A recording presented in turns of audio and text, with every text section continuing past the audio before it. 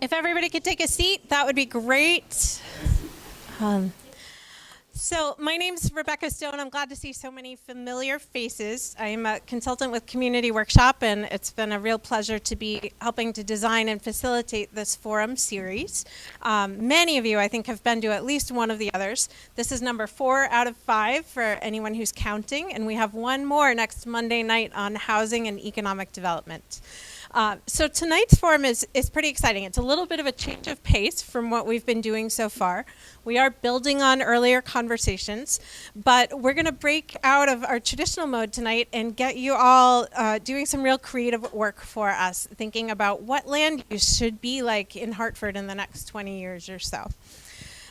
We will do some fun sketching and drawing and group work. Don't be afraid if that's not your thing. I promise it'll be easy and painless. And before we do, I'm just going to turn it over to Matt to give you some background and introduction. Land use can be a little bit of a complex topic, so he'll give you the primer, everything you need to know for tonight.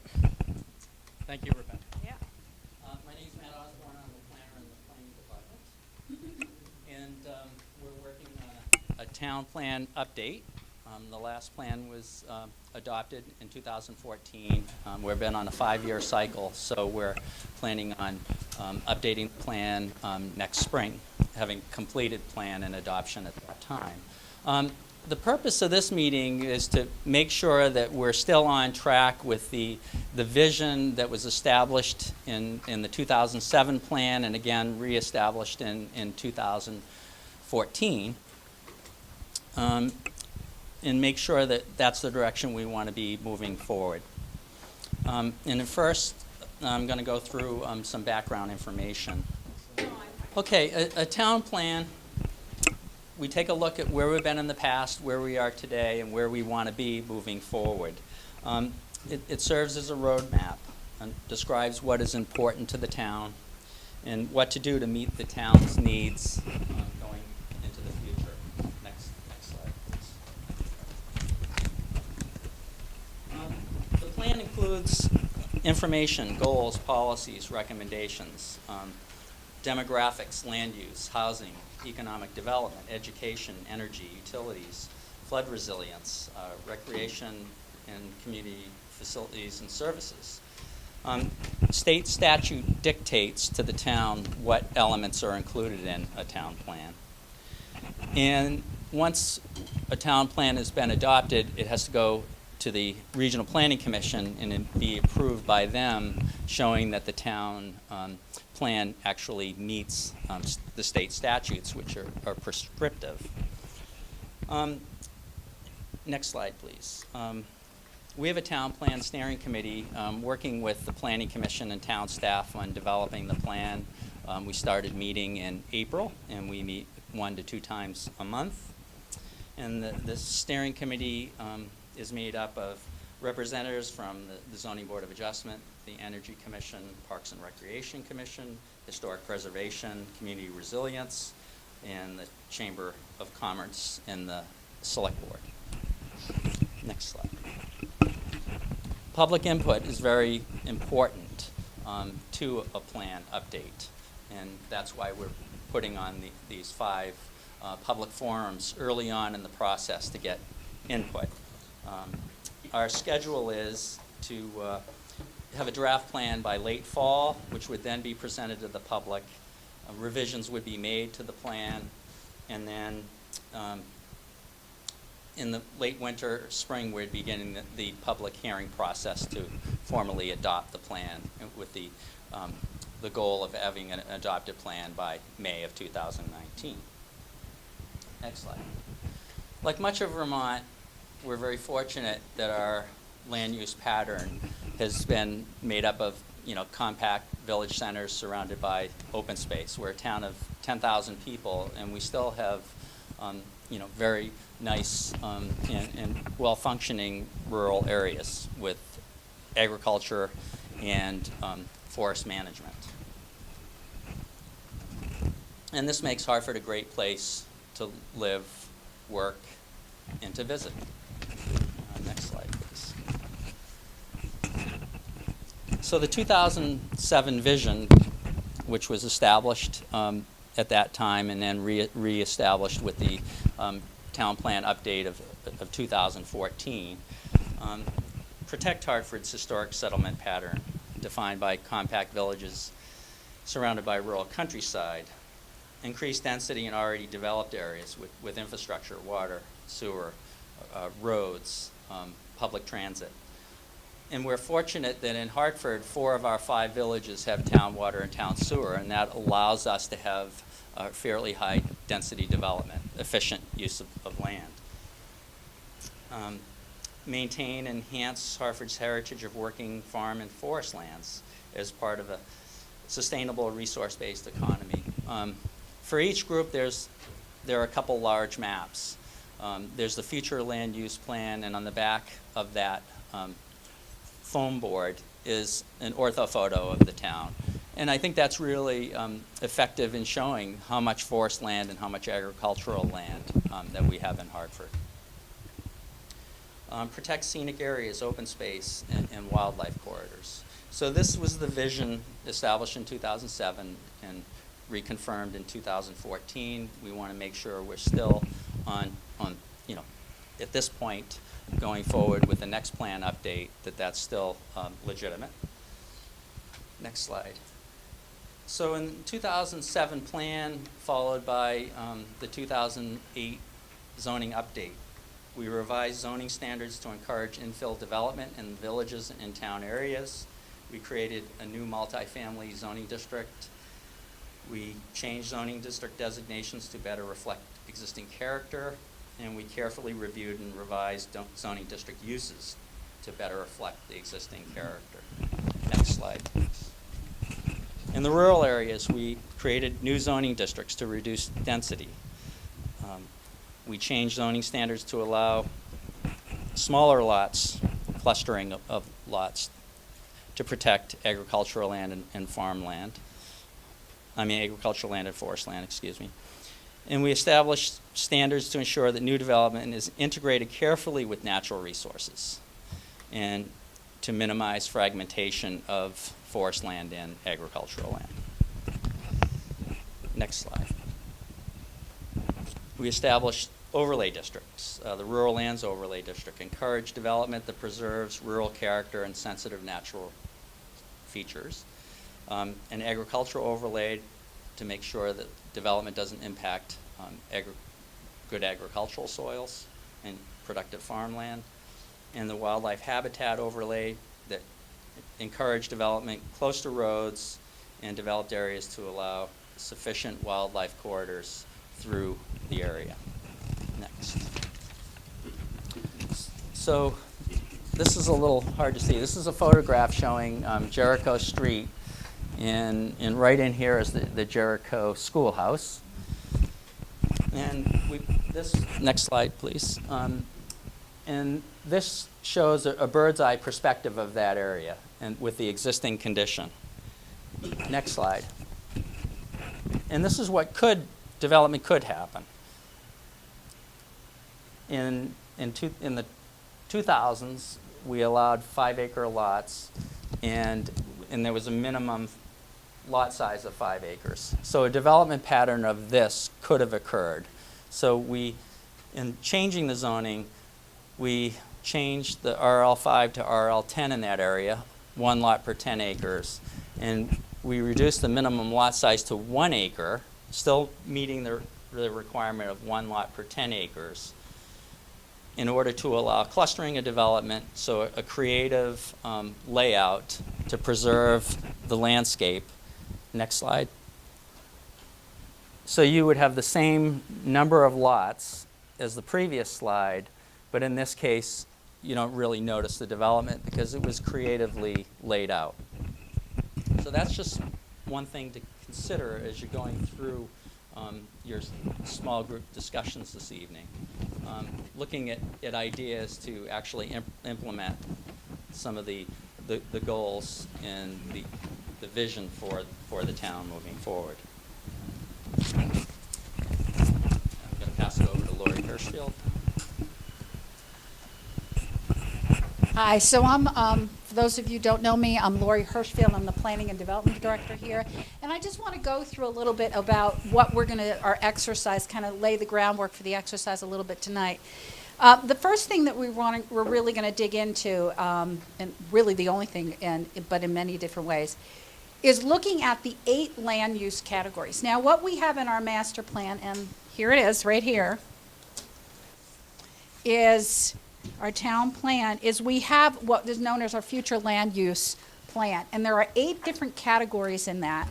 And you can see what they are here: downtown, general, industrial, and so forth. But you can also see in here that we have them in a lot of different areas. So you may say, for example, Gateway, well, that's orange, and you can see that it's scattered throughout the different areas. Also, what we have, thanks, but I do need to have what's up on the screen a little, but thank you, Toby. That would be perfect over there. So if you could go to the next one. So this is it up on the screen a little bit more. And then, but one of the things that we're going to be looking into through the process is the descriptions that we have in the master plan, and the town plan for each of these 8 categories.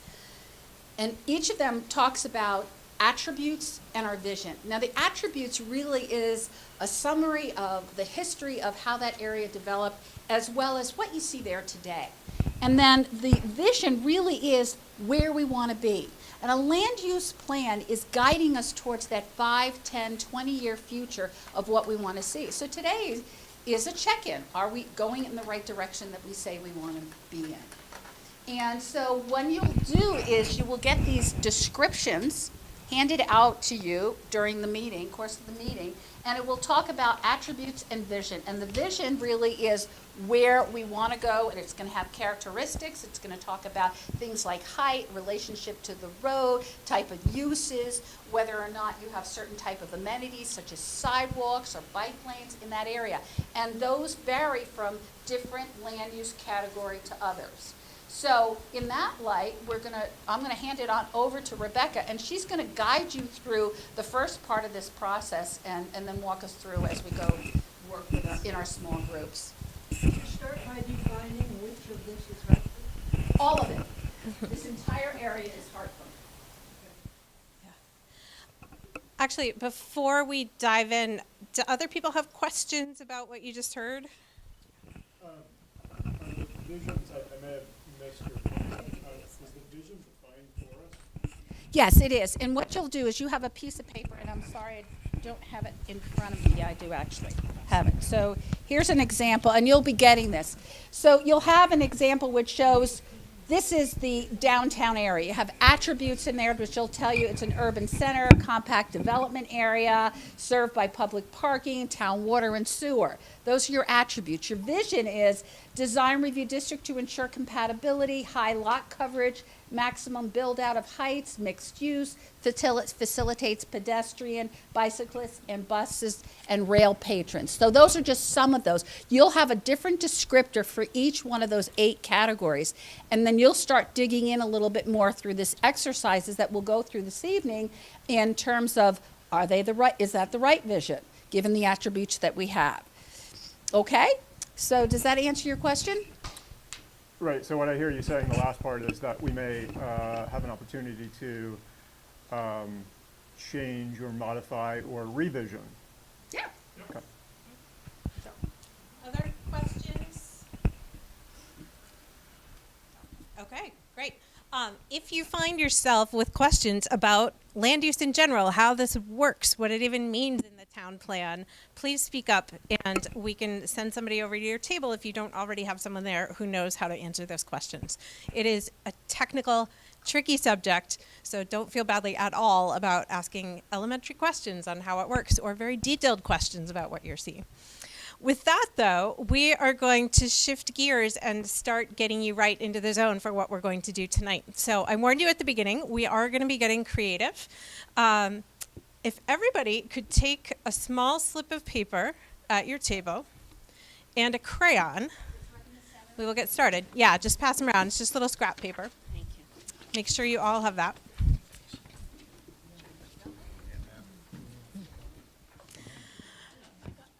So I find that whenever I run planning activities like this with kids, they are awesome at it. They know exactly what to do. They love getting messy and drawing and sketching. And whenever I run this with adults, they all give me dirty looks and say, "What? You're going to make me draw?" So just to give you a little warm-up, we're going to do a little exercise. For some of you, I imagine it might have been a while since you were last drawing with crayons. So everyone have paper and a crayon? Yes?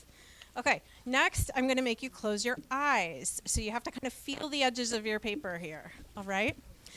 And I'm going to give you some drawing instructions, and I will go very fast. So if you don't quite keep up with me, you just might need to skip ahead and catch up in a minute, okay? So everybody, eyes closed, crayon in hand. Go to the top left-hand corner of your paper and draw a circle about the size of a dime. And now go to the bottom right-hand corner and draw a square, maybe about an inch size. Eyes closed the whole time, no peeking. Now go back up to the top right corner and draw a V, but a little bit curvy, not quite straight. Okay? Curvy. So not a V, letter V, but instead of straight V lines, make them a little curvy. Okay? And now go back down to the bottom right where you drew that square. You're going to have to remember where it was, eyes closed, and draw a triangle on top of it. Okay? And now go to the bottom left and draw a rectangle going up from the top, kind of a tall, skinny rectangle. And now go back to your square in the bottom right and put a skinny rectangle inside of that coming up from the bottom. And now go back to the top left where you drew that circle and draw lines coming out of it all the way around. It's fine to draw on the table because you have paper. And now go back to that bottom left where you had a tall, skinny rectangle and draw some curvy lines around it like leaves on a tree. Okay. Nope, this is bottom left. Okay. And now go back to bottom right. You might be figuring out what I have you doing here. So this is your little house or building. You should have a door if you did that rectangle right. Put on a little doorknob. And now go to the very top middle and draw yourself a nice cloud.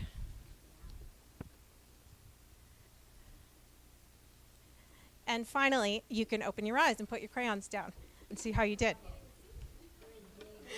So, take a minute and actually show your drawing to one of your neighbors or more of your neighbors.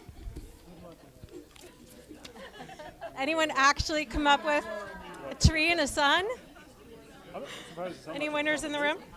My rectangle did sort of. All right. Anyone think they have a winner? Anybody have a winner? Enduring fame. All right. So the point of this exercise was in part just to get you drawing so that you were a little more comfortable in it. Also to embarrass ourselves right now so that nobody's worried about that in the future. All the drawing and sketching we are about to do tonight has absolutely nothing to do with artistic talent. So everybody in this room is perfectly capable of doing it. Do not worry if everything you put on the paper looks about what you, or looks like what you just drew right now for your little scene. It's fine. The point is really to communicate and just get you thinking a little bit creatively. So with that, we're going to dive in. One logistical step before we do. I think most of you heard the announcement at the beginning that there are 4 table topics. You will stay with this group and really dive into those land use categories for the evening. So I want to give people one last chance to move if you don't feel like you're where you want to be. So over here with Martha is residential land uses. In the back will be rural land uses. This group focusing on industrial commercial, and up at the front, downtown and mixed use. So if you would like to move, feel free. It looks like we have a really big group in the back, not so much up here, so if there are a couple people who feel like you might shift, go right ahead.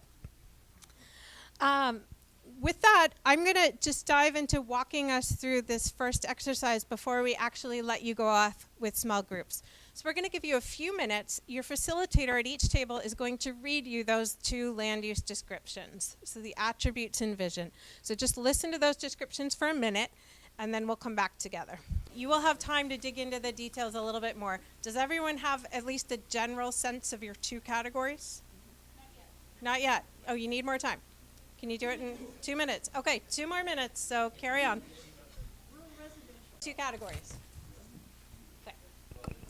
So you can dive back into the in-depth discussions in just a few minutes, but we're going to kick off with the little drawing exercise.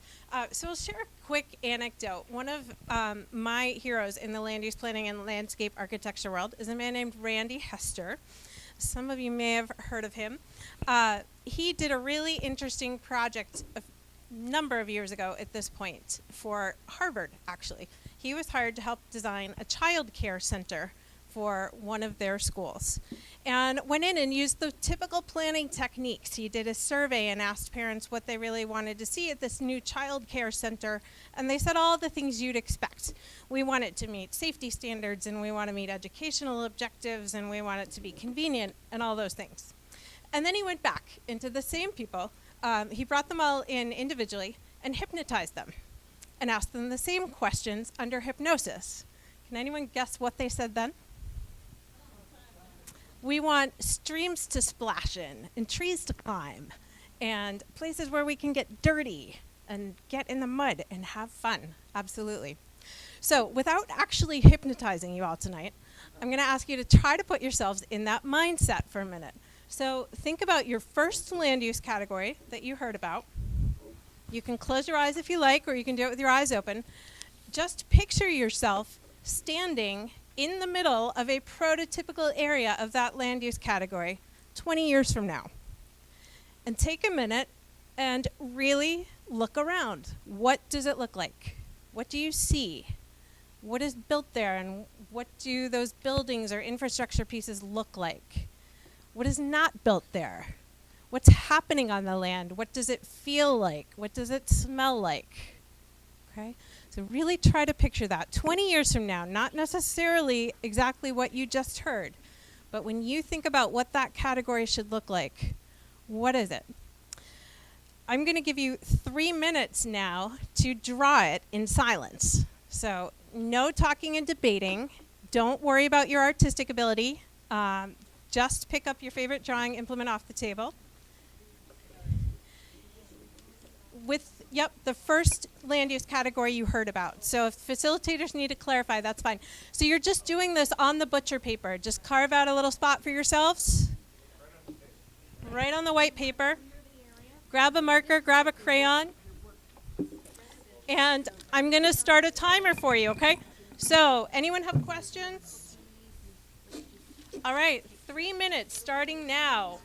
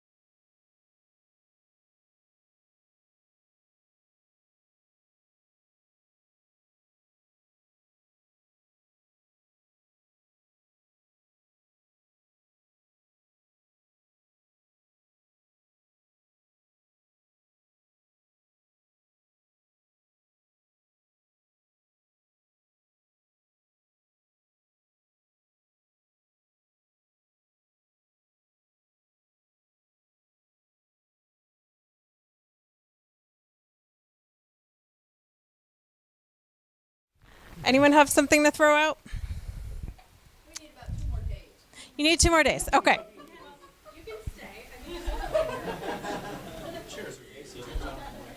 Okay, Laura, let's one. And yeah. I'll talk loud. Here. See if I remember the areas. The gateway commercial areas, there's one by the Aquatic Center, Alcott, is that right? No, not Alcott. But just along the highways. We had a harder time figuring out how to make that what we'd like it to be. Where the industrial areas, we had a lot of input. You know, just a general comment about it.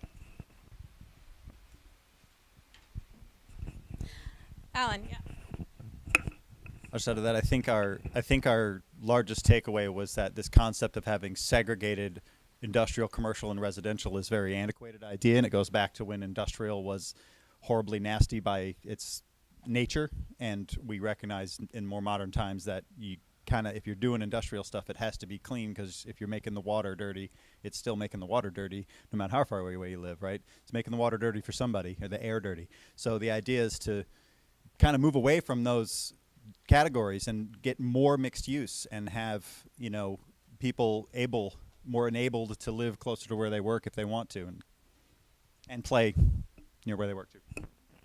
How many other groups talked along those lines, out of curiosity? Anyone have similar conversations? Okay. I think I heard nuggets, and that's a conversation playing out in towns all across Vermont and the country, really. Any other big takeaways?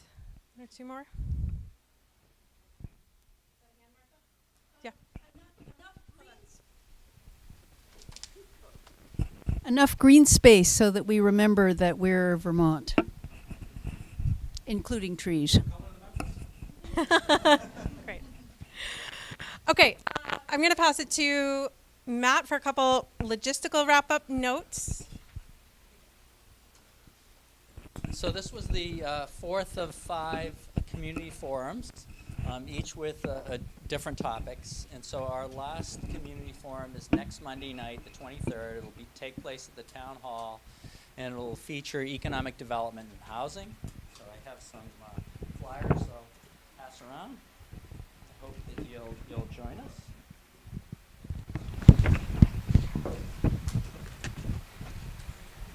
And also next Friday, the Community Resilience Organization has a guest speaker, Chuck Collins. He's well-renowned in the resilience field, and he's here to talk about no community resilience, no social equity. It'll take place at the Bugby Senior Center at 7 p.m. on Friday, July 27th. Great. Last few forums, we've been throwing it open too to see if any of you have announcements about upcoming community events, things you need volunteers for, opportunities to get involved. Anyone have any to throw out quickly? Okay. Summer vacation time. Just go out and play. Did you? Everybody sign in. Okay, great. Okay. Well, with that, we want to thank you, especially for diving in and letting this get a little bit messy and maybe getting a little bit out of your comfort zone if you do not consider yourself an artist most of the time. I'm really impressed with some of the drawings around here, so you've got some pretty great talents. We are going to wrap up. We do invite you to go get some snacks, mingle, chat with your neighbors, meet somebody new. And as you walk around, if you do want to add a comment to any of the others, use the Post-it notes so that we can distinguish between the group's work and any comments after the fact. So thank you so much for coming out on this hot night, and hope we will see you next week.